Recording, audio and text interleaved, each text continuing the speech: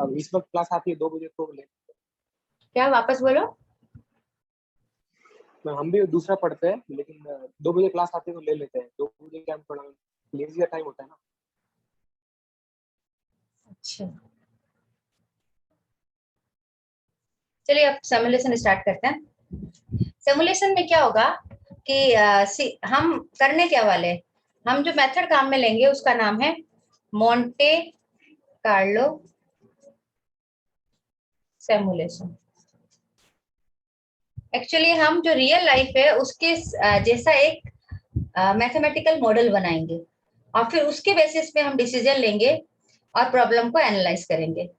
ठीक है ना, जैसे कोई भी हम एक तरह से उसका इमिटेट कर रहे हैं। सिमुलेट का मतलब क्या होता है, टू इमिटेट, मतलब कॉपी करना। ठीक है, लेकिन बिना कुछ खर्चा किए। जैसे अब अगर आप जैसे आप बेकरी खोल रहे हो, तो बेकरी खोल के आपको पता चलता है कि मुझे घाटा हो रहा है, तो ये तो एक दुख की बात है ना। फिर वो बेकरी के पैसे तो इन्वेस्ट किए वो बेकार गए। जैसे किसी लोकेशन में आपने बेकरी खोलना चाहते हो आप, और उस लोकेशन में बेकरी के कोई ग्राहक ही नहीं है, कोई कस्टमर ही नहीं है, तो वो सारा का सारा पैसा आपका वेस्ट चला जाएगा। तो इसके लिए आप क्या कर सकते हो कि आप जो है बेकरी का एक मॉडल बनाओ, ठीक है, मैथमेटिकल मॉडल, और फिर उसमें देखो कि वाकई में हमें प्रॉफिट होने वाला है या नहीं होने वाला है। और अगर लॉस में जा रहे हैं तो फिर हम जो है उस बेकरी को नहीं खोलेंगे। ठीक है, यहाँ पर क्या होता है कि हम स्टडी करते हैं। ठीक है, जो ऑलरेडी वहां पे बेकरी चल रही है उनमें कितने ग्राहक आ रहे हैं उसके हिसाब से हम स्टडी करके अपना एक प्रोबेबिलिटी कैलकुलेट करते हैं कि हम कितना प्रोडक्शन करेंगे तो कितने ग्राहक आएंगे, कितना वेस्ट जाएगा, कितना स्टॉक में रहेगा। तो इस तरह की जो सिचुएशन है इसका हम एक मॉडल बनाते हैं। ठीक है ना भाई, रियल लाइफ डेटा ही होते हैं, रियल लाइफ डेटा को ही हम यूज करके और एक डिजाइन बनाते हैं। और ये डिजाइन क्या कहलाती है, सिमुलेशन। तो सिमुलेशन क्या है, is the process of designing a model of real system and conducting experiments with the model for the purpose of understanding the behaviour within the limits imposed by criteria और set of criteria. मतलब आपका जो है existing जो चल रहा है उसी को यूज करके हम जो है बिहेवियर को स्टडी करते हैं, और फिर हमें पता चल जाता है कि फ्यूचर में हमें ये काम करना है या नहीं करना है। तो अब ये कैसे होता है उसके बारे में हम डायरेक्ट क्वेश्चन पे आते हैं। सपोज बेकरी पे ही आते हैं। ठीक है, बहुत सिंपल सी चीज है, अभी आप देखेंगे तो पता चल जाएगा क्या करते हैं। तो बेकरी में आपके सपोज क्वेश्चन ये दे रखा होगा, अ bakery keeps stock of popular brand of Coke previously experience was that the daily demand pattern. देखिए प्रीवियसली एक्सपीरियंस मतलब जो प्रीवियस एक्सपीरियंस है उसको हमेशा आपको क्वेश्चन में दे दिया जाता है। अब अभी तो आप नहीं जाएंगे डेटा कलेक्ट करने, तो जो डेटा है वो आपको ऑलरेडी दे दिया जाता है और उसके बेसिस पे हमें डिसीजन लेना होता है। तो जो कोक कोक की बात हो रही है यहाँ पे, ठीक है, अभी तो कोक की बात हो रही है। फिर ब्रेड का भी एक क्वेश्चन है, इस तरह के कई क्वेश्चन बेकरी के हैं। तो बेकरी में जो डेली डिमांड है, डेली डिमांड, ये डेली डिमांड हम किस तरह से स्टडी कर रहे हैं, हम ये जानना चाह रहे हैं कि आ, हमें कितने खरीदने हैं। ठीक है ना, अभी आपकी बेकरी ऑलरेडी चल रही है और आप एक नया आइटम इंसर्ट करना चाह रहे हैं, कोक इंसर्ट करना चाह रहे हैं। तो कोक की कितनी डिमांड है उसके बेसिस पे हम जो है डिसाइड करेंगे कि हमें ये नया प्रोडक्ट हमारी बेकरी में ऐड करना है या नहीं करना है। तो ये तो क्या है, आपकी प्रोबेबिलिटी क्वेश्चन में गिवन होगा ये डेली डिमांड। जीरो की डिमांड मतलब जैसे आपने 100 डेज का सर्वे किया तो उसमें से एक दिन जो है ऐसा हुआ कि बिल्कुल भी कोक नहीं बिकी, तो उसे हम क्या कहेंगे, 0.01। 0.01 प्रोबेबिलिटी मतलब 100 डेज में से 1 डे आपकी डिमांड 0 थी। फिर 10 कोक की डिमांड की 20 डेज हो गई तो 0.20 लिख देंगे। ठीक है, तो ये डेटा आपको दिया हुआ है, उसको इस तरह से समझो कि अगर हम 100 डेज की बात कर रहे हो तो 20 डेज आपके 10 की डिमांड आई और 15 डेज 20 की डिमांड आई और 0.50 यानी कि 50 डेज 30 की डिमांड आई। ठीक है ना, स्टॉक मेंटेन करने में हमें पता रहना चाहिए कि हमें कितनी कोक मंगानी है। ठीक है, अगर आपका ग्राहक खाली जाता है तो वो भी आपका एक लॉस है कि आपके पास सामान ही नहीं था और ग्राहक को आपने सामान दिया ही नहीं, तो ये भी नहीं चलता। अब और अगर आप ज्यादा मंगा लो और फिर सपोज वो वेस्ट हो, ठीक है ना, वो एक्सपायर अगर डेट हो रही है तो वो एक्सपायर हो जाए, तो वो भी हमारे लिए लॉस की बात हो जाती है। तो हमको ये डिसाइड करना है कि हमें कितनी कोक मंगानी है। ठीक है ना, कोक को आप कुछ और भी मान सकते हो, जैसे सपोज आप डेयरी मिल्क मान लो, कुछ भी मान लो।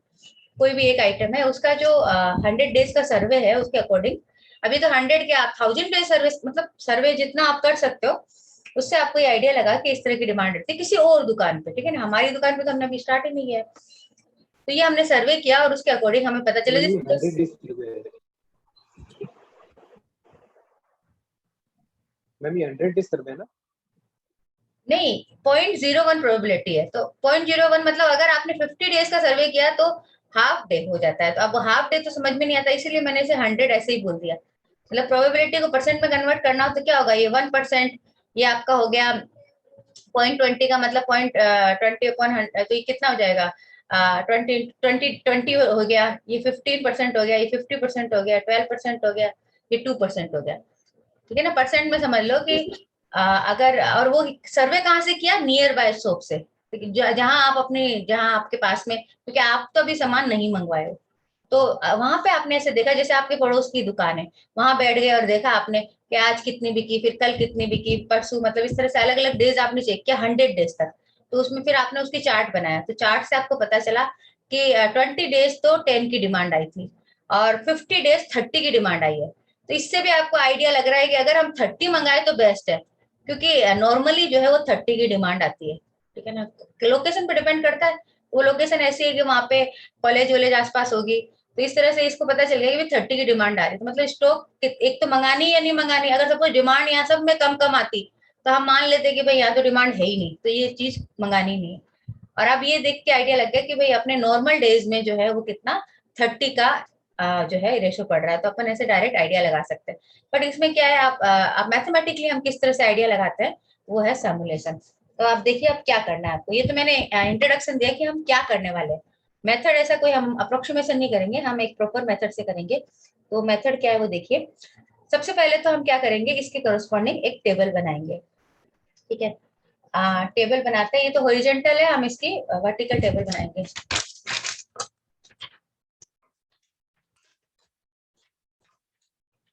इस क्वेश्चन से रिलेटेड मैं यहाँ पे टेबल बना रही हूँ, ठीक है। क्वेश्चन, इसी क्वेश्चन को यूज करने वाली हूँ।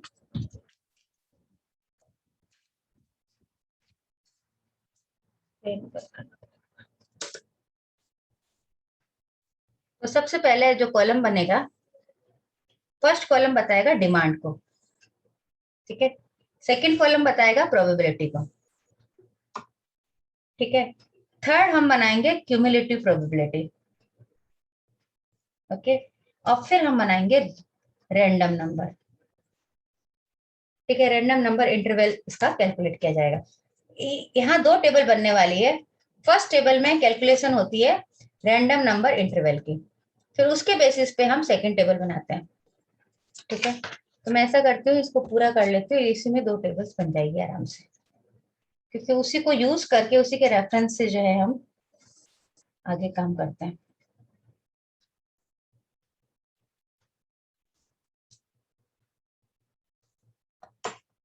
तो फर्स्ट जो हमारी एंट्री है वो होती है डिमांड। डिमांड कितनी हो रही है, ठीक है। डिमांड क्वेश्चन में पता है 0 की डिमांड थी, 10, 20, 30, 40 एंड 50। और इन डिमांड के करस्पॉन्डिंग जो प्रोबेबिलिटीज है वो लिख लेते हैं। प्रोबेबिलिटीज थी 0.01, 0.20, 0.15, 0.50, 0.12 एंड 0.02, ठीक है। ये प्रोबेबिलिटीज थी। एक बार इस टेबल को तो यहाँ पे क्लोज करते हैं। अब इस प्रोबेबिलिटी के बेसिस पे आप क्या निकालेंगे, क्यूमुलेटिव प्रोबेबिलिटी, ठीक है। क्यूमुलेटिव प्रोबेबिलिटी का मतलब जानते ही आप, क्यूमुलेटिव का मतलब इनको ऐड कर देना, ठीक है ना। 0.01 जो है इसको आप क्यूमुलेटिव प्रोबेबिलिटी ऐसे भी निकाल सकते हैं, पर बेटर ये रहेगा कि पहले हम इसे प्रोबेबिलिटी परसेंटेज में कन्वर्ट कर दें। प्रोबेबिलिटी परसेंटेज मतलब मैं जैसे बोल रही थी 1, 20, 15, 50, 12 एंड 2, ठीक है। हमने क्या किया, 100 से मल्टीप्लाई कर दिया, ठीक है। Probability into 100। अब क्यूमुलेटिव प्रोबेबिलिटी परसेंट निकाल लेते हैं। तो क्यूमुलेटिव प्रोबेबिलिटी परसेंट क्या बनेगा, 1, देन 21, क्या किया मैंने 20 में 1 ऐड कर दिया, 21 में 15 ऐड कर दिया, 36, then 86, then 98, and then 100। Last में 100 आना ही है, टोटल प्रोबेबिलिटी का सम, मतलब कोई ना कोई केस तो होना ही है, तो उस केस में आपकी टोटल प्रोबेबिलिटी ऑलवेज 100 आएगी। ठीक है, अब हम क्या करेंगे, एक इंटरवल क्रिएट करेंगे। इंटरवल कैसा रहेगा कि आपका ये जो नंबर है इससे जस्ट छोटा, ठीक है। अब 1 है तो 1 से छोटा तो क्या होता है, 0 ही होता है, तो 0 0, 0 से लेके 0 तक। अब फिर 0 के बाद नेक्स्ट नंबर कौन सा होगा, 1। मतलब अब आपको देखना है कि किस नंबर में हमारा एक नंबर आएंगे अभी रैंडम नंबर, वो कहाँ फिट बैठते हैं। तो इसके लिए आपको इसको इंटरवल में कन्वर्ट करना है। इसको हम क्या लिख सकते हैं, 1 to 20। ठीक है, मतलब 21 से जस्ट छोटा कौन है, 20। अब 20 तो यहाँ पे इंट्रोड्यूस हो चुका है, तो अब 21 से नंबर डालना है। 21 से कहाँ तक जाएगा, 35 तक। ठीक है, ये इंटरवल कैसे बनाया आपने, जो भी ये नंबर था ये हाईएस्ट है, मतलब इससे कम के जो है नंबर इसमें इंसर्ट होंगे, लेकिन आगे जो बढ़ चुके हैं उसको कम कर देंगे। 20 यहाँ आ चुका है तो 21 से। अब ये कहाँ से स्टार्ट होगा बताओ, ये वाला इंटरवल में क्या लिखूं, क्या रेंज बनेगी, 36 to 85। हाँ 36 to 85। ठीक है ना, लास्ट आपका 99 ही आता है, 100% कभी नहीं होता। फिर 86 to 97, देन 98 to 99। ठीक है, यहां से तो आपको फर्स्ट का पता चलता है और लास्ट का इससे एक कम, तो इस तरह से हम ये रेंज बना लेते हैं। ठीक है, फिर आपको प्रश्न में, इसको क्या बोलते हैं, इंटरवल सर? हाँ इंटरवल, इसे हम कहते हैं random number interval. Random number को मैं ऐसे लिख देती हूँ, इंटरवल। रैंडम नंबर इंटरवल आपको कैलकुलेट करने होते हैं। ये फर्स्ट टेबल बनती है, हर क्वेश्चन में आपको जो भी प्रोबेबिलिटी दी गई है उसके अकॉर्डिंग आप रैंडम नंबर इंटरवल कैलकुलेट कर लेते हैं। नेक्स्ट अब आपको एक टेबल और बनानी है, उसे, ये तो क्या हुआ, probability distribution and assignment of random number interval. ठीक है, इसका हेडिंग क्या हो जाएगा, प्रोबेबिलिटी डिस्ट्रीब्यूट, या सीधे सीधे लिख दो केवल असाइनमेंट ऑफ। ठीक है ना, अगर इस फिगर के बारे में आपको जानना है कि क्या फिगर है, ये बता रहा है assignment of random number interval. एक बार ये कंप्लीट हो गया, इसके बाद हम नेक्स्ट टेबल बनाएंगे। ठीक है, नेक्स्ट टेबल में हमें 3 ही कॉलम की जरूरत है, लेकिन डेज जो है वो जितना बोला गया है, आपसे कहा गया है use the following sequence of random number two simulate the demand for next 10 days, also find the out of the average demand per day. तो अब आपको 10 डेज का, नेक्स्ट 10 डेज का सिमुलेशन करना है कि नेक्स्ट 10 डेज आपको किस तरह से डिमांड आएगी, आपको आइडिया लगाना है। तो उसके लिए आप क्या करेंगे, मैं इसी को ही 2 पार्ट में ब्रेक कर देती हूँ। ठीक है ना, 2 तरह की टेबल बन जाएगी यहाँ पे। यहाँ पे फर्स्ट आपका आएगा डे, ठीक है, then random number. Random number जो है वो आपको क्वेश्चन में गिवन होगा, रैंडम नंबर। फिर उसके बाद आपका डिमांड। डिमांड आप लोग अभी फाइंड करेंगे, कैसे करेंगे वो मैं बताऊंगी। अभी इसी को दोबारा रिपीट कर रही हूँ क्योंकि 10 नंबर्स यहाँ नहीं आने वाले हैं, तो मैं 5 करके इसी टेबल में आपको एक्सप्लेन कर रही हूँ। क्योंकि क्या है कि इसमें हर टाइम अपने को सामने क्या चाहिए, सामने अपनी ये टेबल चाहिए ऊपर वाली, इसलिए मैं इसी पेज पे दोनों काम कर रही हूँ। मतलब पूरी की पूरे 10 डेटा जो है वो इसी पे आएंगे। अब जो क्वेश्चन आपको दिया जाएगा, ठीक है ना, इस क्वेश्चन में, ये क्वेश्चन वापस से ले लेती हूँ, इसमें इसके साथ आपको ये भी दिया जाता है कि use the following random number sequence. आपको एक रैंडम नंबर सीक्वेंस दी जाएगी, 25, 39, 65, 76, 12, 05, 73, 89, 19 एंड 49। ठीक है, ये रैंडम नंबर सीक्वेंस है, आप कंप्यूटर से भी जनरेट कर सकते हैं। ये रैंडम नंबर वैसे क्वेश्चन में आपको गिवन होगी, इस रैंडम नंबर के बिहाफ पे आपको बताना है कि क्या रहेगी टेबल में एंट्री। ठीक है, तो अब ये जो रैंडम नंबर है, ठीक है, इस रैंडम नंबर को पहले मैं यहाँ लिख देती हूँ, यहीं रख लेती हूँ। इस टेबल में एंट्री तो बाद में करेंगे, पहले इससे रिलेटेड डेटा ये ऊपर वाली टेबल से निकालेंगे। अब ऊपर वाली टेबल से कैसे निकालते हैं उसके बारे में बताती हूँ मैं, एक सेकेंड ब्राउन कलर। देखिए 25, ये जो फर्स्ट रैंडम नंबर आ रहा है 25, ये बताइए कहाँ आ रहा है, किस रेंज में पड़ेगा ये 25? 21 to 35।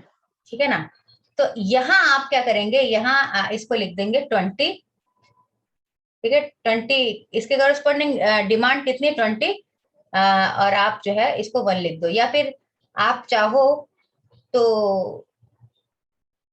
चलिए यही ठीक रहेगा 20, क्योंकि बार बार कौन कैलकुलेट करे, या फिर 25 ही लिख लो एक बार, दो तरीके से किया जाता है, और पीछे 1 लिख लो, ठीक है ना। ये फर्स्ट नंबर है, सीक्वेंस पता होनी जरूरी है, वरना आप टेबल में कैसे एंटर करोगे। तो 25 आपका इस रेंज में। नेक्स्ट आ रहा है 39, तो 39 आपका इस रेंज में पड़ेगा, तो हम यहाँ 39 लिख देते हैं, और सेकंड उसके पीछे ये नंबर कि भाई सीरियल नंबर कौन सा 1 2 3, तो सीरियल नंबर इसके ब्रैकेट में लिखते चले जाते हैं।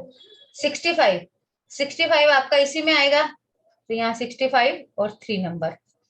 फिर 76 भी इसी में आएगा, 76 और ये 4 नंबर। फिर उसके बाद ये रफ काम है, ठीक है, आप पेंसिल से करके बाद में मिटा देना। फिर 12 आपका यहाँ आएगा 1 to 20 में, तो 12 लिख के और आप लिख देंगे 5 नंबर, ठीक है, जो भी इसका सीक्वेंस नंबर है, क्योंकि अभी टेबल में एंट्री करते समय ये काम आएगा। फिर उसके बाद 6 तक हमने 5 तक कर दिया, 5 के बाद 6 आपका 5 आ रहा है, तो 5 भी इसी रेंज में आएगा। फिर उसके बाद आपका 73 आ रहा है, तो 73 यहाँ आएगा। फिर उसके बाद 89 नीचे वाले में आएगा। फिर 19 जो है वो आपका यहाँ आएगा, और फिर 49 किस में आ रहा है, 49 आपका इसमें आ रहा है, यहीं पे 49 भी आएगा, ठीक है, इसको 10 नंबर लिख देंगे। तो इस तरह से ये आप एक एंट्रीज कर लेंगे, थोड़ा सा इसको बड़ा रखना और छोटा छोटा लिख के, और आपको पता चल जाएगा। अब क्या है, अब इसकी जरूरत नहीं है, क्योंकि सीक्वेंस जो है वो हमने यहाँ लिख दी। अब इसके बेसिस पे हम टेबल में कैसे एंट्री करते हैं वो देखिए। सबसे पहले डे 1, ठीक है, डे 1 का मतलब ये ब्रैकेट में ये डे 1 है, डे 1 में ये 25 है, और 25 की कॉरस्पॉन्डिंग क्या है 20, तो रैंडम नंबर तो क्या हो गया 25, और डिमांड कितनी आ गई 20, ठीक है। इसी तरह से डे टू को आप देखिए, डे 2 यहाँ पे है 39, आप चाहो तो यार इन रैंडम नंबर के कॉरस्पॉन्डिंग पहले ही लिख लो क्वेश्चन देख के, ताकि आपको कभी भी एरर नहीं हो। 65 76 12 6 7 8 9 10 ये डेज है, और इनके करस्पॉन्डिंग नंबर जो आपको क्वेश्चन में दिए गए थे वो मैं यहाँ लिख रही हूँ, 73 89 19 एंड 49, ये तो क्वेश्चन देख के लिख लिया। अब आपको क्या निकालना है, डिमांड। तो 25 इस लाइन पे है, यहाँ आ गया। फिर 39 यहाँ देखिए किसमें 30 पे, तो पहले हमने रफ में इस तरह से कर लिया, तो आपको टाइम नहीं लगेगा। तो भाई 65 कहाँ दिख रहा है, 65 हमने कहाँ डाला था, यहाँ पे ये 65 भी इसी में, ये सारे जहाँ पे 30। अच्छा 76 का बताओ भाई, रेंज 30, ये भी 30। 12 का 12 का 10 मैम, और 5 भी ऊपर ही 5 का मैम 10, नहीं आएगा। वैसे तो रेंज डायरेक्ट भी देख सकते हैं, पर अगर आपको देखने में दिक्कत हो तो यहाँ भी लिख सकते हैं। और 73 भी यही है 30, ठीक है ना। अगर अपन इस तरह से अच्छे से डिस्टिंग्विश कर दें तो अपने को मतलब पता चल जाएगा ये सारा 30 का है। फिर 8 नंबर आपका 40 पे है, 49, और 19 आपका 10, और 49 भी आपका 30, ठीक है। तो ये टेबल आपने कंप्लीट कर ली। तो ये क्या बता रहा है आपको, डिमांड, मतलब आपने रैंडम नंबर को डिमांड में कन्वर्ट कर लिया। तो अब आपको पता चल गया कि फर्स्ट कितने डेज तो 30 की डिमांड आ रही है, कितने 20 की आ रही है, और कितना 10 की आ रही है। प्रोबेबिलिटी के बेसिस पे ही हो रहा है ये सब काम। तो आपको अभी भी पता चल गया कि 30 की डिमांड देखिए बहुत ज्यादा है। और अगर आप ध्यान से देखेंगे तो ये रैंडम नंबर अपने को कंप्यूटर से जनरेट करना है, तो ये रैंडम नंबर इतने अच्छे हैं कि ये आपके सेम परसेंट बता रहे हैं। यहाँ 5 बार 30% आ गया, मतलब 10 में से 5 30 है, मतलब 100 में से 50, और अपना 50% ही था, तो सेम प्रोबेबिलिटी में आपको ये निकालना। तो इस तरह से आपको आइडिया लग गया। अब आप क्या करेंगे, एवरेज डिमांड निकालनी है। ये टोटल डिमांड 10 डेज की आ गई, अब 1 डे की डिमांड निकालनी है, तो आप इन सबका सम कर देंगे, ठीक है। पहले मैं इसका सम कर देती हूँ, 0 मैम 120। ये क्या है, टोटल डिमांड है 10 डेज की। हाँ टोटल निकालना, पर यहाँ मैंने ये 2 टेबल में बांटा है, तो मैं अलग अलग इसकी डिमांड ऐड कर रही हूँ, फिर वापस ऐड कर दूंगी, इनको आपस में भी ऐड करना है, ठीक है। 240 की टोटल डिमांड हो गई, ठीक है ना। टोटल डिमांड कितनी हो गई 240, 120 + 120 = 240। तो अगर एवरेज निकालना है तो आप क्या करेंगे, 240 डिवाइडेड बाई 10, यानी कि 24 जो है ये कोक नहीं केक ही है। वही मैंने कहा बेकरी में कोक कब से बिकने लग गई, मिसप्रिंट था। केक्स, ये केक की डिमांड है, तो आपके 24 केक पर डे का एवरेज है, ठीक है ना। इससे आपको फाइनल बस इतना पूछा गया है कि एवरेज डिमांड बताइए, तो आंसर होगा 24 केक पर डे। आपने टोटल कर लिया और फिर डिवाइड बाय 10 कर दिया, क्योंकि 10 डेज की डिमांड थी 240, तो एक 1 डे की कितनी हो गई, 24। तो आंसर क्या हो गया आपका, ये जो क्वेश्चन था इसका आंसर हो जाएगा 24 केक पर डे। तो ये फाइनल आंसर हो जाएगा। 10 दिन के बेसिस पे निकाला था ना? हाँ, 10 दिन का, 10 रैंडम दिन नंबर दिए, मतलब 10 डेज, तो 10 डेज का आपने एवरेज निकाल के और आंसर निकाल लिया। तो बहुत ही सिंपल प्रोसेस है, बस आपको ये पता होना चाहिए कि इंटरवल कैसे बनाया जाता है और फिर इंटरवल में ये रैंडम नंबर कैसे पुट किए जाते हैं। अब फिर इसके बेसिस पे थोड़ी वैरायटी के क्वेश्चंस और हैं, जैसे आप दो चीज का सिमुलेशन एक साथ कर रहे हो और फिर उसके बेसिस पे तीसरी चीज निकाल रहे हो, जैसे क्वांटिटी और प्राइस। तो ये सब फिर थोड़ा बहुत वेरिएशन है, लेकिन एग्जाम में आपका इतना ही सिंपल क्वेश्चन आने वाला है, ठीक है ना। लास्ट ईयर मैंने जो क्वेश्चंस दिए थे, ऑपरेशन रिसर्च का पेपर ज्यादातर मैं ही बनाती हूँ प्रैक्टिकल का, तो मेरे पास सारे जो है पेपर पड़े हैं। मैं तो जस्ट आपको आइडिया दे रही हूँ कि किस तरह के ऐसे ही क्वेश्चंस अक्सर पूछे जाते हैं। बहुत ही सिंपल क्वेश्चन पूछे जाते हैं। चलो एक और एग्जांपल लेते हैं। इस समय हम ब्रेड ले लेंगे, बेकरी को छोड़ेंगे नहीं, क्योंकि बेकरी पे ही आपके ज्यादातर एग्जांपल हैं। तो ये तो आपको समझ में आ गया होगा अच्छे से, ठीक है। अब एक एग्जांपल और लेते हैं तो फिर आपको कॉन्फिडेंस आ जाएगा।